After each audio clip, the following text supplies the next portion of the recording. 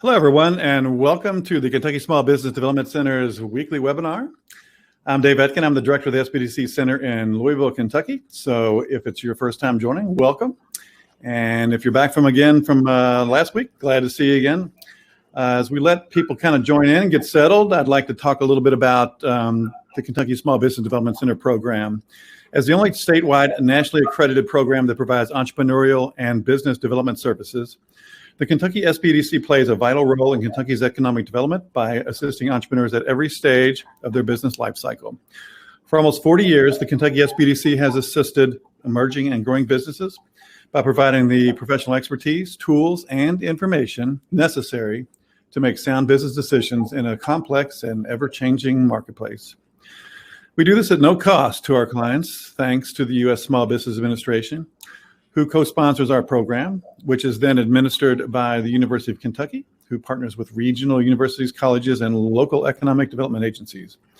We're also part of a national network, America's SBDC, with over 1,000 centers across the nation. To learn more, visit KentuckySBDC.com, and there you'll find additional resources to help start, fund, and grow your business. If you'd like to request personal assistance, email us at info@KentuckySBDC.com. or give us a call at 1-888-414-7232. As always, if you look to the right of your screen, you'll find the chat feature. And if you have any questions for our presenter, go ahead and post them there, and we'll answer them at the end of the presentation. And just to make sure you can hear me and see our presentation, go ahead and do me a favor and kind of type in your name and say hello. Tell us where you're joining us from. And again, I'm Dave Etkin. I'm the director here at the Louisville SBDC Center. We're one of 17 centers throughout the Commonwealth of Kentucky. And just so you know, today's webinar will be emailed to you later on this afternoon. There's Paul. Paul just joined us from Louisville. Good to see you. So today we're joined by a very special guest. Zach Zimmerman is a senior valuation analyst with the National Business Valuation Company, and they specialize in valuations for SBDC or SBA deals. He also has come from the Nebraska Business Development Center, which is kind of a offshoot of the SBDC, and had experiences with the Nebraska Center. You guys were great, and got me kind of started on some things. So good to see you today. We're going to talk about valuing your business, and we're getting a bunch of people joining us, Zach, so I know everybody's kind of interested in this. There's Carla and Phyllis and Dave and Kent, and so yeah, people from all over join us today.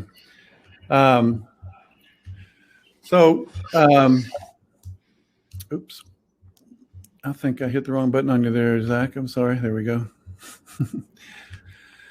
So valuations are key to any business, and I think knowing the value of your business is the first start to any success in developing a plan for a business. So you've been doing this a long time too. So how would this let you just kind of jump in and tell us all about valuations today? Absolutely. Thanks, Dave. I appreciate you kind of having me on and learning kind of the ropes. This is kind of my first time being in a webinar, so hopefully everyone can kind of bear with me through this format. But Dave was gracious enough to kind of pull me in and asked me to talk about different type of valuations and how to value a business, maybe a small business, depending on everybody's situation. I mean, everybody has a different idea of kind of value and business valuation.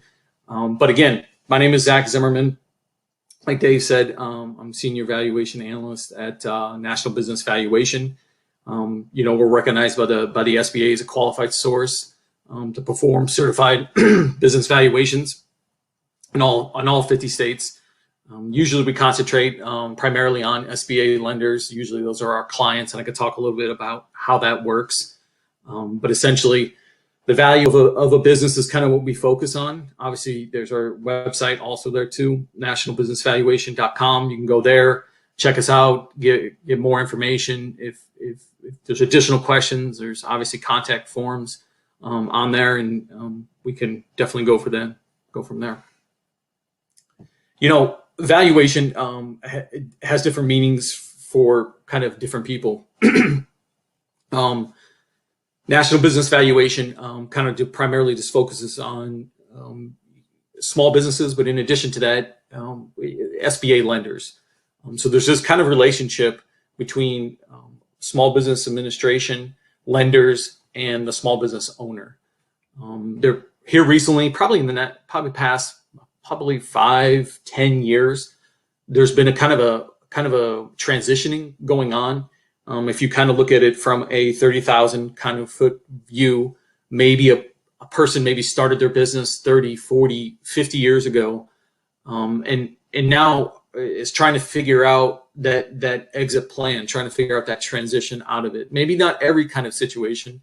There's different situations, but there seems to be a kind of an influx of those types of situations where either that business owner has developed or created this business, a small business, and is trying to either pass it on, exit, find a partner, all kinds of different situations.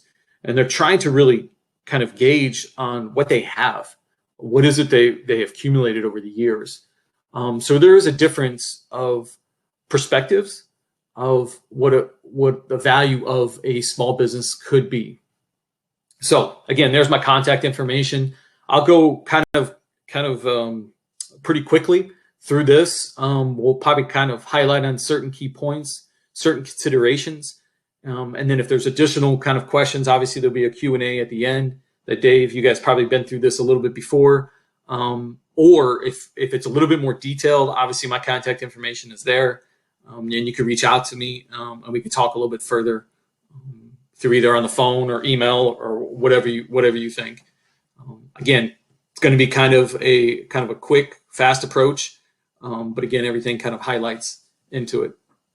So you have this kind of form of value. Well, what is value? What do you mean, Zach, of value? And what is it? Isn't it just I've sold a house before. I figured that I've sold cars before. You just say the value of it and you move on. Here's the price. You pay it. You go on.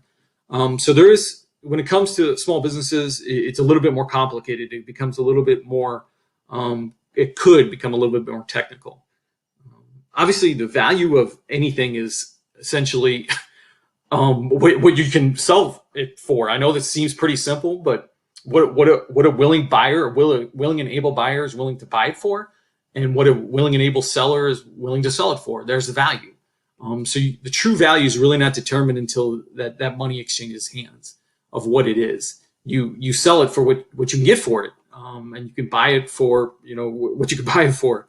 But a buyer obviously has a decent responsibility of obviously trying to gauge that value of low as they can go, and then the seller has a decent responsibility, or reasonable responsibility of trying to sell it for as much as they can. So there's that kind of tug and pull of going back and forth of what it is. When it comes to businesses, though, you have certain things. Obviously, this is business school 101, where you're like, if I'm going to start a business, I am in it to make money. Okay, so that basic premise of right when you walk in any course, or you don't even have to take a course about business school. You just, hey, it's basic lemonade stand stuff here. I buy the lemons and I sell them, for more than what I get it. So there's this whole thing of tangible versus intangible. What is that service worth? And again, if you look from that 30,000 kind of foot view over the past 50 to 60 years, even just in general, the American economy has kind of transitioned from this tangible manufacturing, industrial kind of economy to more of a service-oriented kind of economy. And to make it just blatantly kind of obvious, the worth of business, maybe not the tangible things involved in it. And when we mean tangible, we kind of use kind of terminology. Tangible is obviously the things, the actual items to hold, the equipment, the automobiles I have if the business has it. Real estate is a tangible thing. Land, tangible things. Can't you just accumulate all that? And isn't that just the business, what it's worth? Well, you can see that there's a problem with that when you're transitioning to service-oriented businesses, that the worth of the business is not something tangible. I'm literally providing a service. Hey, cleaning, restaurants, accounting practices, medical practices. These are all things that have value, but they might not have very many tangible things involved. So again, you have that kind of back and forth, that tangible versus intangible values. That tangible kind of value of a business, if you just accumulate, let's say, a liquidation value is kind of a banking term a lot of people use, a lot of bankers use, different types of value, those tangible things. Figure it out, how much is it worth, what can I sell it for, fire sale value, whatever terminology you want to use, and sell it, and then liquidate it. Essentially kind of eliminating the business, eliminating the employees, finding out that the value of the business is just kind of the bare minimum floor value of the intangibles. But what if it's not? What if the business continues beyond just, let's say, the ownership group, or just beyond and it just functions by itself? Okay, so there's an inherent intangible value with this, and then putting a number on that is what we're trying to do.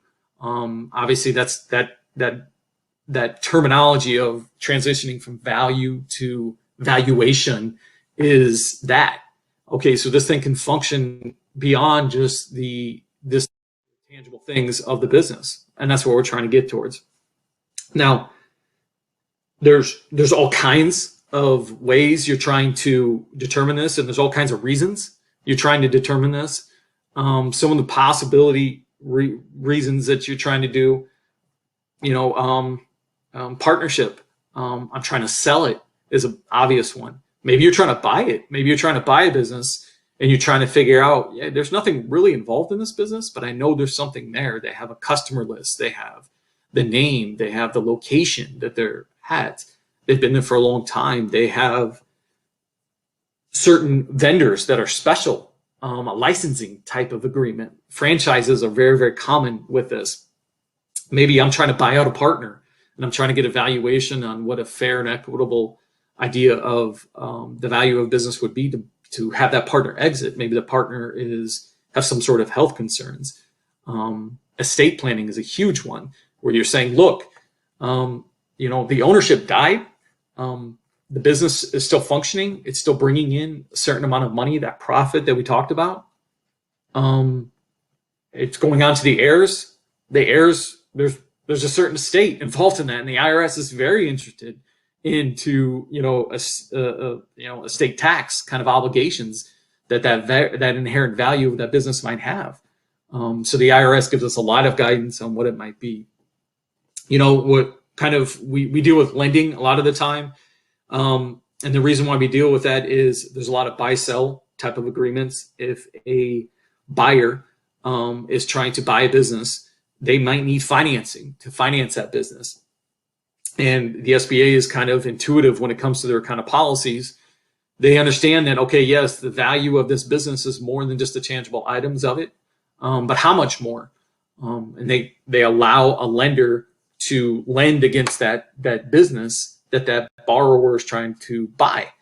But again, they need a third party involved.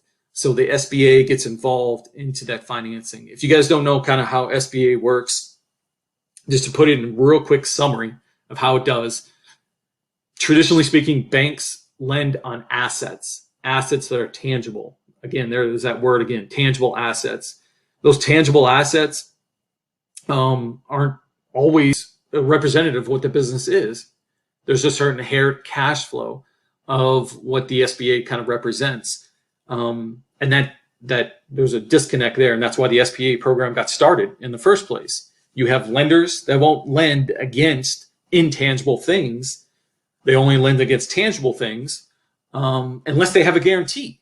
They guarantee that they won't lose money on the situation. Because if the deal does go bad, the bank's gonna repossess the tangible things. They're gonna sell the tangible things to cover their losses. If there is no tangible things, traditionally speaking, 30, 40 years ago, they weren't lending. They weren't freeing up the cash. And that's when the SBA stepped in and said, hey, look, if we guarantee you that there's a certain amount of loss that will be guaranteed for you, which is less, would you lend? So it frees up cash. So if you understand that concept of why is the SBA involved in these type of transactions, that's kind of the reasoning. Part of the process that the SBA requires, though, if a buyer or borrower approaches a lender and says, I want to buy a particular business, I want to buy it for $1 million, the lender needs a third party to validate that $1 million. A third party to say, hey, look, an independent third party that's from a qualified source that says, hey, could you let us know that, is this correct? Is this value? Are we in the ballpark that this business is worth $1 million? Again, that's a basic example. And that's where I come in. That's where third parties come in to say, yes, we value the business for the lender to make the transaction happen. So we're trying to determine that tangible versus intangible item involved in the business. Well, how do we do that? That's the biggest thing.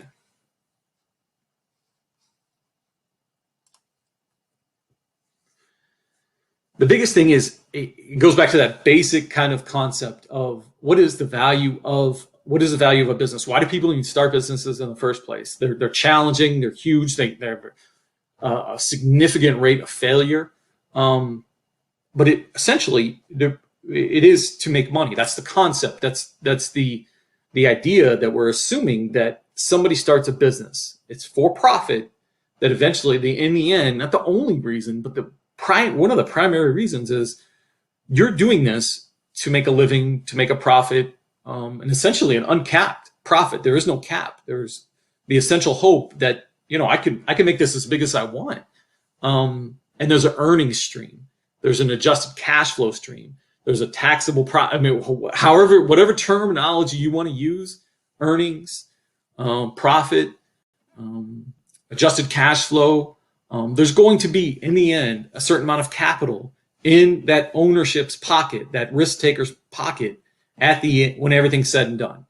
I buy the lemons, I buy the stand, I buy the signs to advertise, I make the lemonade, and I'm going to sit there and sell the lemonade, all in the hopes of, at the end of the day, I'm going to put an amount of money in my profit, an amount of money in my pocket. After all my expenses are paid, after all my taxes are paid on that lemonade, whatever it is, I'm still going to walk away with this amount of money. So that earnings stream is kind of representative of one factor of the value of that business. Well, how do we know that lemonade stand, how much money does it make? Good question. We need to check into that. Will it continue to make that much money? That's a good question also. Has it continued in the past? That's another thing to consider. Does it fluctuate? Did 1 year did it make this much money? Now the next year doesn't make this much money. Okay, so is there an inherent risk involved in maybe an up and down? Volatility is another word. Are we going up and down in our earnings stream on a year-to-year basis? And what is that representative? If it's more up and down, more people think it's risky. 1 year I make $100,000 off that lemonade stand.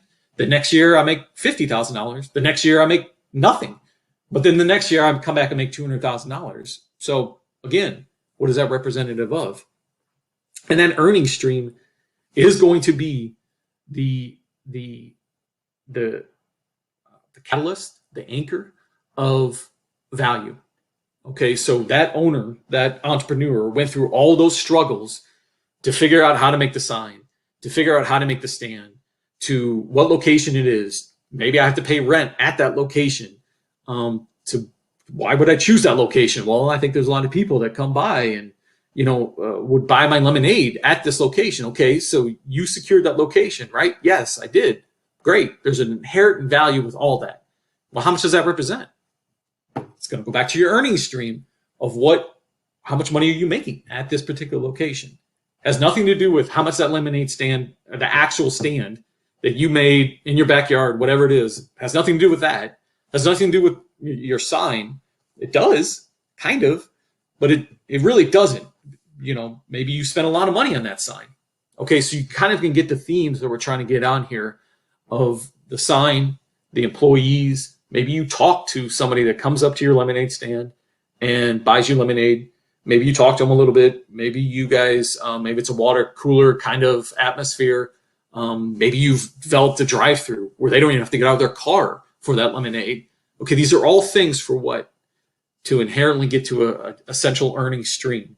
And these things that you found over time to take the risk to develop the lemonade that they like to taste, the amount of ice they put in, the type of cup they put in, and how the convenient is.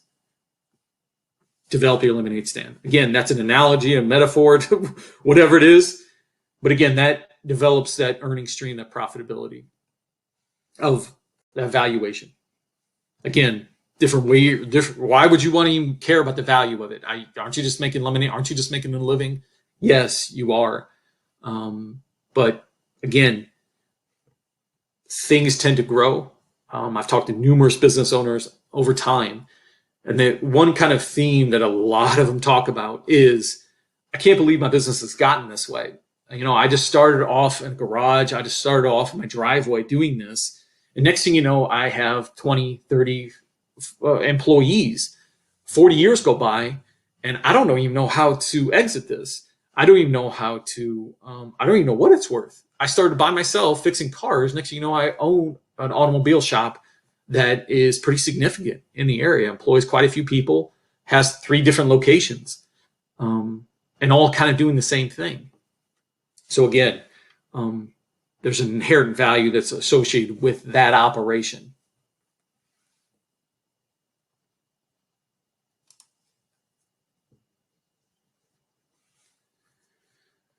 There's a couple different things when you're talking about, well, okay, we're talking about an earnings stream. We've kind of gone away from the intangibles point of the business valuation. There's an intangible kind of aspect to this. And I think Zach said it's something associated with how much money I make from the business, the earnings stream, the profitability, whatever it might be. Again, this intangible versus goodwill. I mean, there's a lot of things involved in the business that are interchangeable with terminology. When you start getting into investing, and I'm not sure how many people are actually on this line that actually kind of dug into different types of investing. But let's say non-small businesses. Let's say humongous conglomerates of businesses. They never really talk about the tangibles, okay, of that business. No one really cares how much equipment Apple has. No one really cares how much equipment Microsoft has, or even if they how many buildings they have. No one cares. Why don't they care? Because they represent a certain amount of intangible goodwill. Probably in those cases with those public kind of companies, you're talking about market cap. You talk about market capitalization. What is the share price worth compared to how many shares are out there? And those go back to, well, why does that share price go up and down? Because future prospects of the business, of the operation, how does it represent that what I think this business is going to do, how much can it do into the future? Okay, so I have my cash flow from what I've done in the past, my historical kind of earnings, but is it going to significantly increase into the future? Microsoft has done this in the past. Will they continue to do that? Probably. Will they continue to do more? Yes, that's where you start to kind of get into speculation of any type of business you can kind of apply to. Microsoft, even smaller businesses. Is the business what it is right now? Their historicals have that, it represents what it is going to be? Or is there some sort of future plan to either grow it into different markets, grow different products lines, or is it just going to be the same? Okay, now most of the time, businesses are mainly the same. Small businesses, excuse me. Small businesses definition, you see different definitions out there, but you're talking about probably less than 50 employees, small businesses, less than maybe $5 million in top line revenue, in sales revenue. Those are kind of considered small, okay? There's different definitions out there, but they represent a certain amount of historical kind of operation. A small business owner has been involved and been in business for 30 plus years. Okay, great. They've grown, but they've pretty much been at the same location. They've kind of have the same product lines. They've tweaked it a little bit. They brought in some technology, but maybe not much. And they've kind of done things the way they've done. Okay, so the future prospects of that business, it kind of is what it is. It's going to be what it is going to be going in the future. Business might not be that way. A business might have, been operating for the 10 years, and they've developed a certain methodology that is no technology whatsoever. Maybe they've just been using paper type of things, invoicing, collecting, marketing. A buyer maybe come in and see a huge opportunity right there into the future of it. But that might not represent what it has been operating. Okay, I'm going to have to change the operation going into the future. The buyer is going to have to invest into different types of marketing. I'm going to have to invest in different types of software, cloud-based software, to kind of get to that future kind of value that I have. So there's a constant conversation of happening in between that past historicals and what the future might hold for that business value. And then that's where you see kind of maybe not a discord, but you do have conversations of, okay, this is what the business is right now, that represents value, that if it went to market, that's what it is. This is what it could be. Okay, so is a business owner presently who looks to sell the business, are they looking at that also as a future value? Or are they looking at it just from a historical value? It is what it is. Okay, so there's a little bit of discord going on and always a conversation. How much intangible is too much intangible? I've been making $100,000 a year. I want to sell it for $1 million. Well, okay, is there a reason why? Yep, I believe it's $1 million. That's the methodology that I came in. And I want $1 million because I've been making $100,000 a year. Okay, so that logic, that due diligence behind whatever that valuation is, there's common methodologies to justify these intangibles, this goodwill involved. The main kind of definition in between intangible and goodwill is a really, really basic example. Might be, okay, intangible represents, let's say, a multiple of earnings. And we'll talk about this later in the presentation. A multiple might be, I'm gonna sell this business 4 times earnings. Okay, great. What's the earnings? $100,000. 4 times that, $400,000. Okay, great.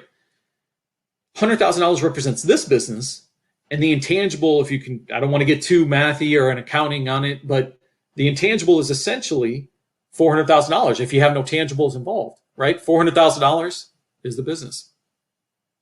Well, what about if other businesses are making more money? I'm going to keep the same multiple involved. This business over here is making $200,000. Same exact business, maybe a little bit different kind of way, but it's making more money. If it sells for multiple times 4 also, okay, that's $800,000.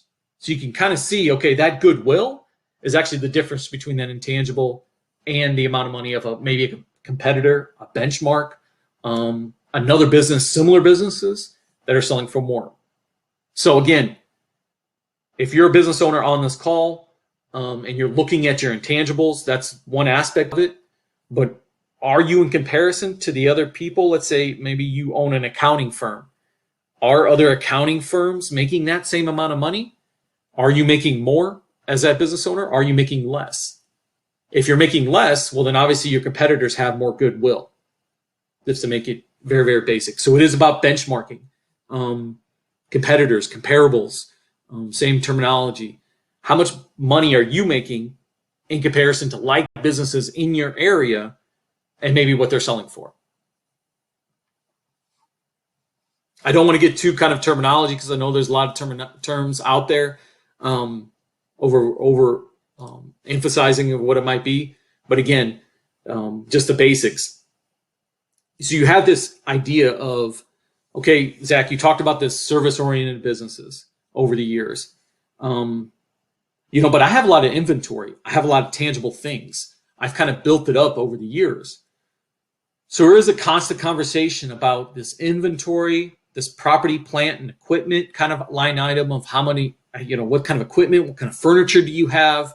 And maybe you have a bunch of fleets or maybe a bunch of automobiles that you have accumulated over the years. But those actual items very well might have an inheritable value that's less than how much money you're making. So you do have this balance going on of saying, do we have too much inventory? Do we have too much equipment? Do we have too many automobiles on the books? Maybe I have 10 automobiles on the books. And sincerely, the business owner probably uses 6 of them. Okay, so am I going to sell those other 4 to that buyer? Does the buyer even want them? I mean, so we're trying to get to that kind of view of, you can almost talk about it as an efficient running a business. To what? To what end? That earning stream. You will see, I dealt with an example just the other day of a jewelry store. And the owner passed away, and I was talking to the attorney of, okay, well, how do we value this kind of business? We've had one value come in and talk about their inventory of this jewelry. We have another value coming in talking about the earning stream of the business. I mean, it seems to me like, the inventory amount has a certain amount of value also. But when you really think about it, and you don't need to be into valuations to really kind of understand this, maybe there's too many diamonds. Maybe there's too many inventory things that are collecting dust that are on the books have a certain inherent value, but it is not really representative of the stream. How much money does it cost to secure them? How much money does it cost to store them, to keep track of them? If we're not consistently turning those items, why do we have them? Okay, so, and that's a conversation that in your retrospect of how does the operation, how does that owner operate the business in managing their inventory to the level, or their items, or the tangible items. You can apply to a fleet of cars, you can apply to anything you want, of what equipment that we actually do need, inventory they actually do need to maximize our benefit stream. So, I mean, that's a conversation. If you're looking at your own business, that is definitely a conversation. Now, there is kind of a traditional thing when it comes to small businesses, and it's become more and more common here, probably in the last 10 to 15 years, of there's always certain things, line items that a business owner could take, because when they look at profit, they look at taxable profit. Okay, so there's a tax element involved in this of saying, well, if I make profit, I'm going to have to pay more taxes. And that is how the tax code is set up. You earn income, again, in the culture of business, profit. I mean, I don't want to go too big picture here, but that is the value of the business. That's how the IRS looks at value on the business. That's how the federal government looks at value on the businesses. Do you make money? And if you show you're not making that much money, well, then yes, you're not going to get taxed that much. But if Zach is telling me to increase my earning stream, no, I'm not talking about increase your earning stream. I'm talking about increase your value of your business. That is the best way. You're trying to increase your value or earning stream. Are you going to be taking on tax? Yes, maybe taxable. You could, because if you are making when you really think about this, when you're selling your business, you're saying it makes money. And if it's above the tangible items of your business, you understand it makes money. But if it makes money, you're going to have some sort of tax obligation at the end. And you're telling the business owner that, look, yes, you are going to have some.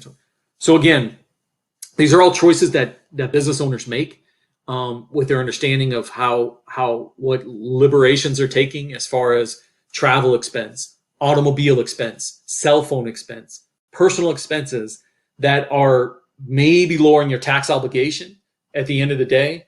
But again, maybe they're taking away the value of your business at the same time. Again, what does the business need?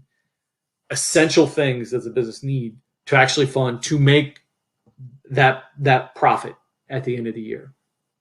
So you are, at the same time, I will always see, I had another valuation done, and you usually can tell from certain businesses when you take, let's say, 4 years of operation.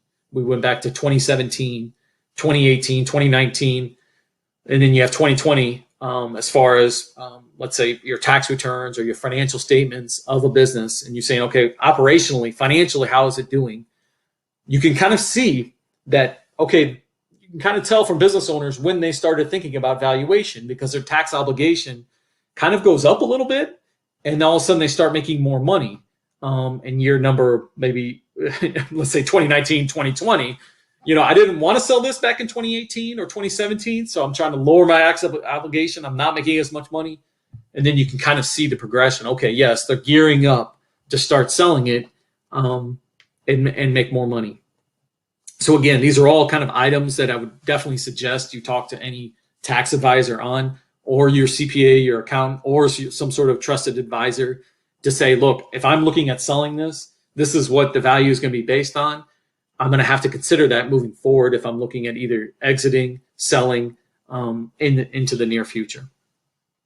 And does my inventory, do my tangible things that represent kind of the floor value of my business, is that going to be higher than how much money I'm making? If I'm a business owner and I have a bunch of equipment and I'm taking on this equipment, all these tangible items, that equipment very well might be worth more than how much money I'm making in comparison. Again, remember the main point here is lowering down my tangibles, increasing my earnings, because we live in a capitalistic society. It's all about capital. It's all about money. Then increasing that, I'm increasing my value. I don't need to increase my tangibles, whatever it might be, unless you want to sell the tangibles. That's fine. You can liquidate those. But again, we're not talking about an intangible value then. We're not talking about operational value. We're literally just talking about tangible assets.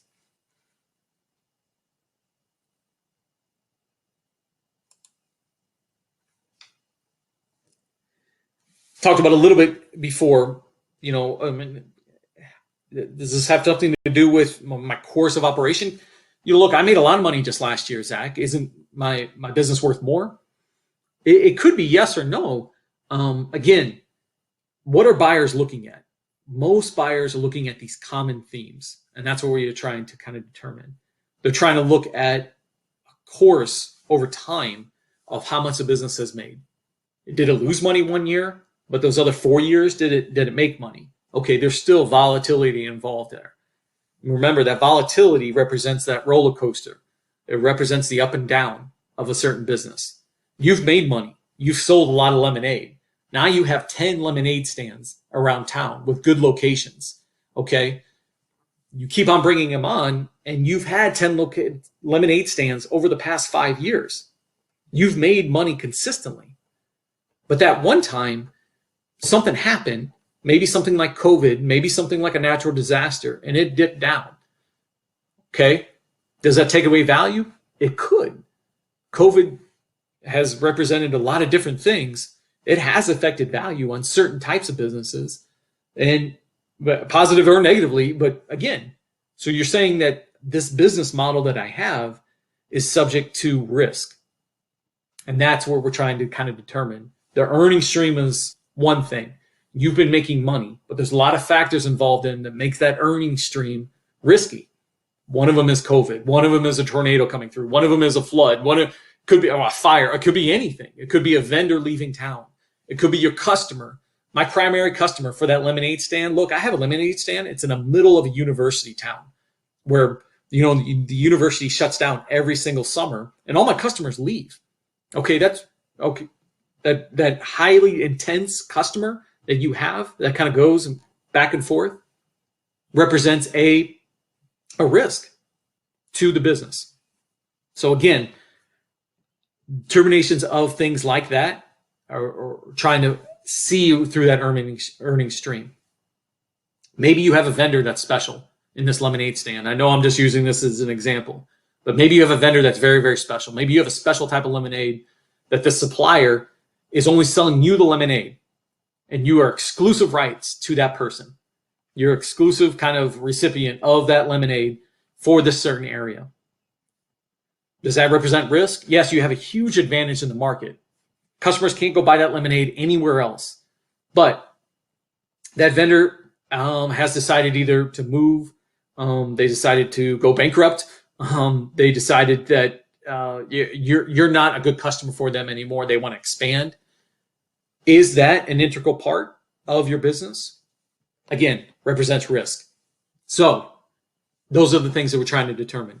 Over a course of maybe 1 year, 2 years, 3 years, 5 years, we will see the longer amount of time maybe represents less risk.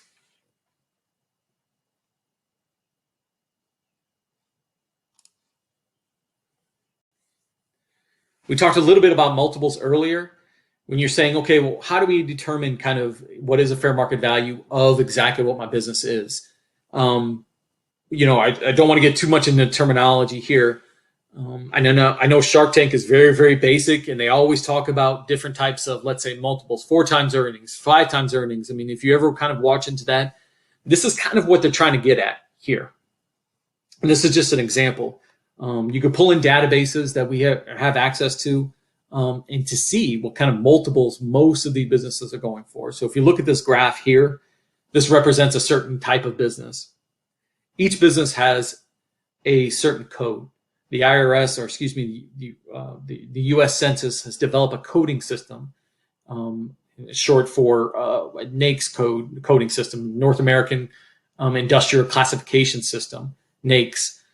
And they classify every single business out there. So if you file your taxes, you're going to get a 6-digit code. And if you have a business, you're going to get a 6-digit code of saying what this business is.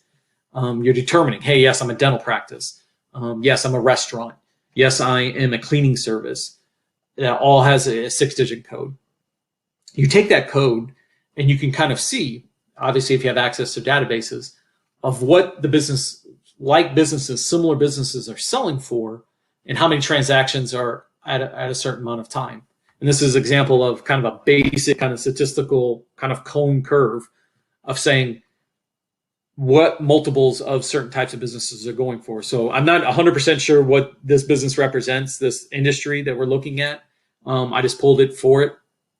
But you can see that 3.58 represents the multiple, which is your MVIC, which is your market value of invested capital divided by your discretionary earnings. Again, this is a terminology thing.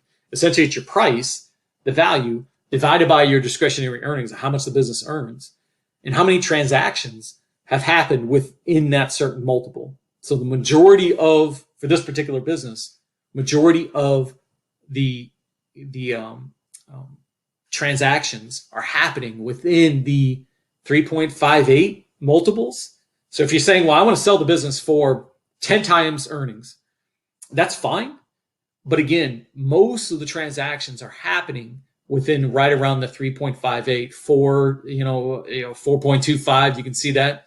If you have an owner, or if you're an owner yourself that says, hey, I want to sell my business for $1 million and it's making $100,000. So that's a 10 times multiple. Are transactions happening like that? They are. Are they common? Probably in this scenario right now, no, they're not common. That's probably more in the, I don't want to get into percentiles too much, but that's more in the 80th to 90th percentile, that you were saying that 90% of the transactions happening are actually below that multiple.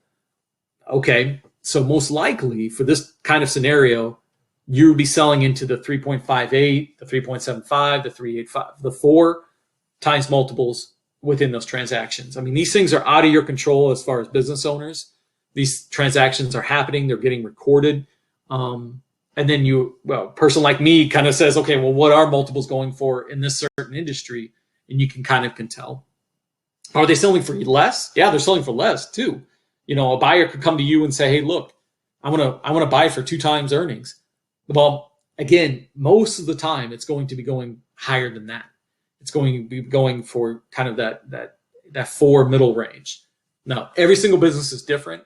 You're saying, hey, look, I have a TRaaS kind of delivery service.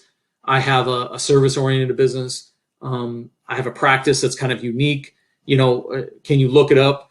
And that's fine. But again, you're trying to find that range of what that 50th to 60th percentile, meaning that, yes, some are going for more, some are going for less, but the majority of sales are going within this range. And that's what this kind of chart represents to see. Now, the biggest impact you have, probably not so much on these multiples, but yes, as a business owner, you probably have a huge impact on the bottom portion of this, the discretionary earnings. I can increase my discretionary earnings, and then I can improve the value. And that's what most business owners have involved. They have that earnings power, that earnings to improve operations, and the how of the operation kind of becomes a challenge also. If it's a valuation thing, in our reports, in most reports, which we saw a little bit of this earlier, we call them a conclusion of value. That's what the SBA kind of requires. They call them a conclusion of value. And one of the requirements that the SBA requires is benchmarking. So what it is we'll be looking at similar businesses. So if we go back to our lemonade stand example that we had, we're going to be looking at other lemonade stands in the area, how they're operating in comparison to, let's say, our subject, let's say yours. If we're valuing your kind of lemonade stand, we're trying to see how that operation is working in comparison to others. How much are you paying your employees? How much are you paying in rent to put that lemonade stand there? How much are you paying in officers' compensation? How much are you paying in utilities? How much are you paying in miscellaneous expenses? Is that common with other people? I mean, is that what other lemonade stands are paying for also? And then you can probably can see, and we talk to a lot of business owners about this, of saying, look, you're paying your people as far as labor, probably a little bit higher than others. And that might be a huge advantage because you're attracting more employees, or maybe you're attracting better employees. But again, well, how does it translate to bottom line? Well, I'm not just going to hire the cheapest people out there. Totally understand that too. Again, this is all about strategy on how you're running your lemonade stand. I want to hire this, this, and this. But again, what are you requiring them to do? Are you overpaying them for certain things? Because these lemonade stands over here, they're not paying their people as much. And they're making either more money off of it, and they're about the similar size as you. So does it translate into the value of the business for your customer? So that's something to consider. Same thing with rent is a big thing. People pay premiums on rent. People pay below market on rent. Discretionary type of things, miscellaneous things. Insurance, for some reason, some businesses carry a lot of insurance, some don't. Again, what is it that we can see, just not from the expense side, that bottom line side, but also that top line kind of side? Do I need to invest into advertising significant portion? Will that increase my top line? I know we're wrapping up here a little bit.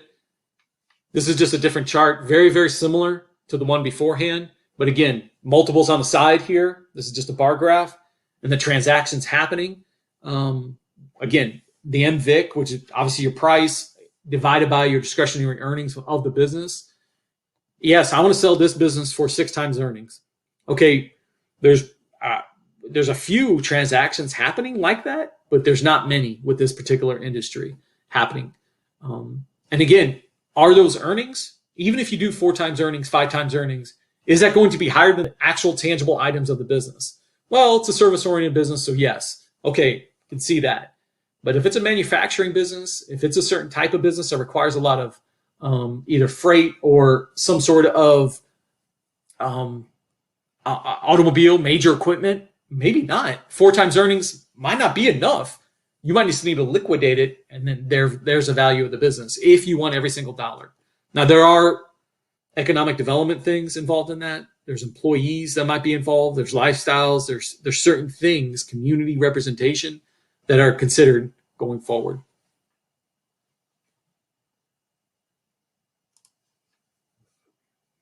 Again, I know kind of a little bit all over the place. Hopefully you kind of had a general idea of kind of the basics of what value is. Their earning stream obviously is huge.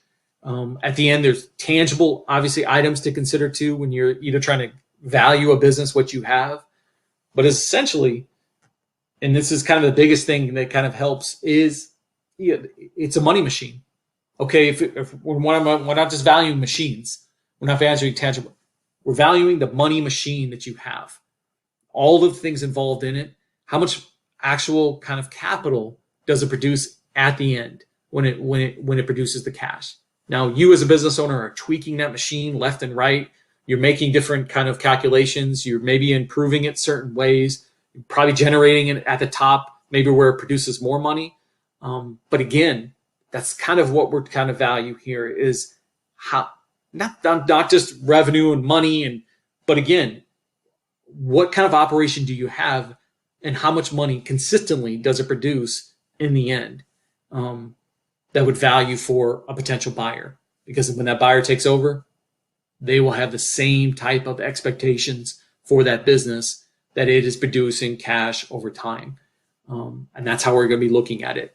And that's where you have intangibles. The entire goal of that business owner is going to be the intangibles. I want to get my value of my business higher than the tangible portions of whatever investment I put into it. The representation of. Again, if there's additional questions where you have certain situations where, hey, Zach, can we talk about my lemonade stand? Can we talk about my certain operation? That's fine. If there's my contact information is right there. You can obviously go to the website too if you wanted to go through that methodology. Always open to different conversations, even just small ones. I mean, no charge, it's free. If you have a certain type of unique situation you want to talk about and bounce ideas, that's fine too. We do that all the time. I can talk about this stuff a lot all day long, but again, my contact information's there going into the future. So again, I think hopefully Dave's still on. That's all I have, Dave, for you, man. That's right. That was awesome. Thank you, Zach.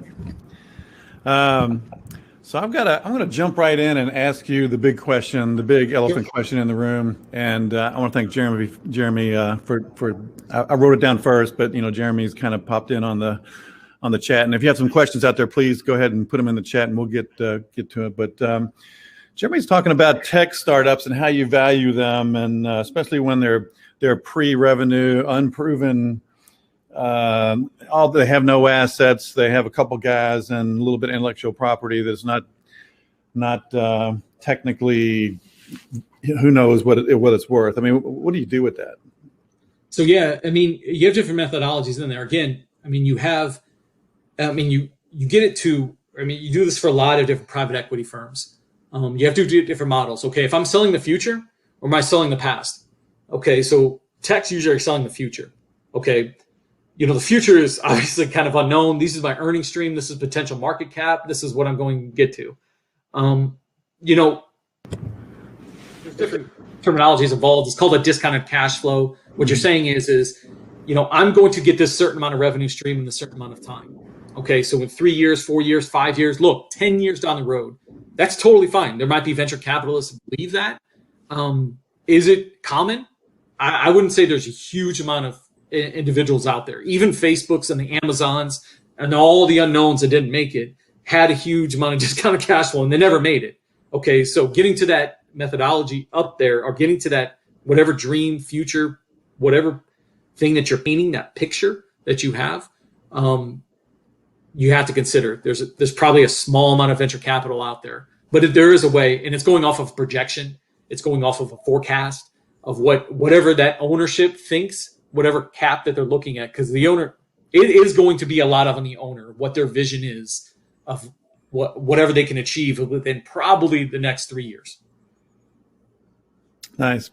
Let me ask you another quick question here. And again, Rodney has a question, but I'm going to ask this one first, and it has to do with sellers' discretionary earnings and using that as a tool to come with a value. And I have seen where some things are added as part of that value, which I don't personally agree with, like the owner's salary. I mean, if the owner's gone, somebody's got to run the business. So that salary is an expense, not a discretionary investment return, right? I mean, what do you give us?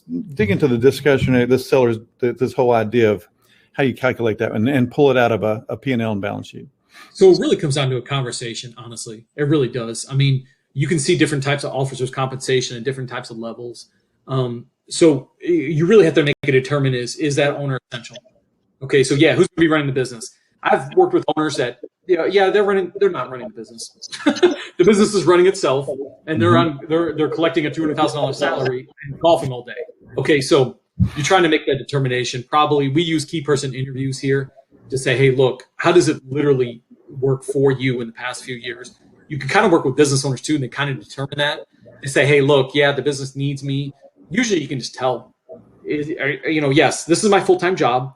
This business will fail without me. I need to be here. Okay, if you're going to exit, then I need to replace that salary with you, and then we need to adjust from there. So that seller discretionary earnings you're trying to determine usually through a conversation.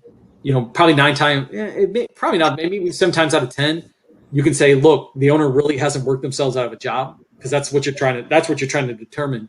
Does the business really need that? If you're a doctor, it's obvious. We can't have a practice without that doctor. So we're going to pay some sort of doctor in there. Again, and then you use benchmarks too. You can kind of see you might be overpaying yourself also. The owner can do whatever they want, right? Right. So then you adjust it from there. Okay, cool. Thanks. That clears that up. Rodney wants to know, hey, Rodney, I understand the size of the company may drive the fee for an evaluation, but what is the average fee for evaluation? So the fee, it depends, like you said, it depends on the certain situation. We do it for lenders a lot of the time, and usually it can range. Depends on how fast you need it. Lenders sometimes come to us and say, hey, look, we need this tomorrow. We need this really, really quickly. So there's a premium involved in that. Our average price is right around the $3,000 to $4,000 mark, right in there. For lenders, it's a little bit less because lenders obviously represent a certain amount of volume, depending on the thing. But anywhere from 2,500 up to 3,500 usually is a good range on a certain valuation. If there's a certain time frame going on there, we kind of consider that too. But usually it's a certain our turn time is right around. If you did it, let's say today, probably right around that 2.5 weeks, right around there turn time. Involved. The key person interview has a lot to do with that too. Yeah.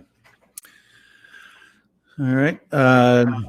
Jeremy asks, isn't the multiple much higher if you can embed the information into the internal workflow, so when the exact team steps out, the full value is still there? Or the executive team steps out, the full value is there. When the executive team steps out? Yeah, when they leave the company, yeah. Okay. So they're talking about like ownership? Yeah. Okay. So it could.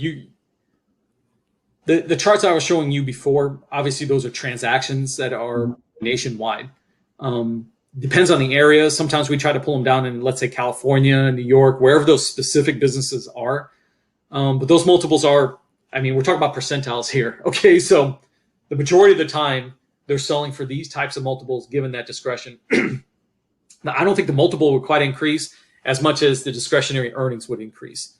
So overall value could go up, but the multiples obviously wouldn't, because obviously that represents the market. That represents the market risk associated with whatever discretionary earnings that you're having. If you're saying, hey, that executive team's exiting, and we're gonna pick up cash right there, yes, you could very well increase the value if you're saying that cash is literally just free cash flow from them. Yeah.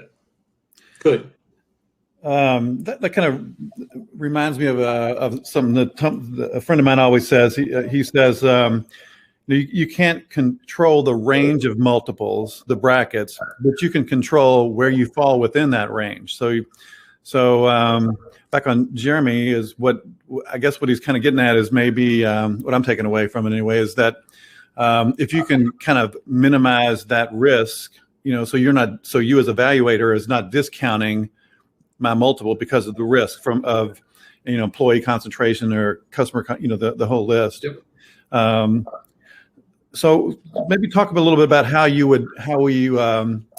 if you're thinking about selling in the next year or two, what were those things that a business owner should do that would drive that value when you come in and look at the company? What are the things that they would want to look at? Yeah, the biggest thing is probably the most common that we've talked about over time that we see the kind of big red flags are like you said, customer concentration is a big one. If you only have a certain amount of customers that are coming through, market size is another big one. Obviously, bigger the markets, the better. That's why online is becoming a kind of a huge thing, kind of blown up. You say, hey, my customers are leaving. If you're talking about, let's say, smaller markets, I only have certain customers that come through, and then those are huge kind of risk factors, so to speak. So again, there's a whole different types of risk assessment. There's literally programs out there that kind of evaluates your business from a key-to-key standpoint. And we do work with business owners too to say, hey, look, this is what we're seeing as far as your major kind of red flags when it comes to risk. You only pretty much a major customer. You might have a vendor that's very, very unique and special. Franchises are very, very kind of like that a lot of the time. Your major customer is a big employer and who lays off half their employees during Christmas. So there goes your major customer. If anything like that kind of comes through, COVID is kind of throwing all kinds of little kinks into it. But you'd be surprised with COVID of how much businesses increase for certain types of businesses to help out and kind of make them kind of innovate, so to speak. Again, determining those things kind of happens with the conversation and over time, but those are the most common. Do you have any? Do some companies get valuations on a regular basis just as part of the way they do business? Why would a company want to do that? So, like you said, a lot of it has to do with that earnings stream. So if you're saying, hey, look, it's not going to have a huge determination, but every single year, so to speak, it could be every single quarter, depending on, it could change. And if you're saying, hey, look, 2019 was horrible, but 2020 was great. I know maybe that's not going to happen, but it was great. We suggested probably at least on an annual basis. Mm-hmm. You need to, because essentially you're pulling in whatever you're doing on a year to year, unless it's exactly the same and your market's the same, you're growing at a 2% rate or whatever it is, it's going to be about the same. But if you're kind of adjusting, or if it's kind of pumping up your top line, and you're trying to work on your bottom line in between as a business owner, you're going to inherently increase the value of your business. Now, how do you do that? I don't know. I mean, it depends on the business. So annually, it could. And then obviously there's multiples too. You can see there's different multiples in different certain places that they do change. I mean, you could pull in a cycle of the chart that I was showing you kind of pulled in a cycle of about 4 to 5 years. So that's all the transactions that happened in the past 4 to 5 years. So there are fluctuations in that too, to time it up. But again, unless you're doing a valuation, it's hard to determine that. Yeah. Interesting.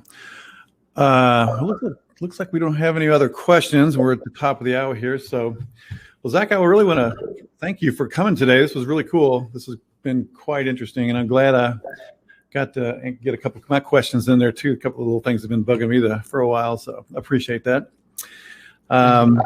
So hopefully we'll have you back here in maybe another 6 months, 8 months, and let's talk about maybe doing some other things about valuations and dig in a little bit deeper here. This was kind of like the first step, but valuations are super important. Definitely. Thank you, Dave, very much. Appreciate it. Okay. Thanks, everybody, for coming today. Thank you again, Zach, and we'll be back next week. And next week, actually, we have Dave Pierce coming to talk about a little bit, a segue onto what Zach told us today about what you can do to kind of increase your valuation through some improvements in your operation. So that'll be pretty cool. Looking forward to that. So thanks, Zach, and thanks everybody for joining us, and we'll see you next week. See ya.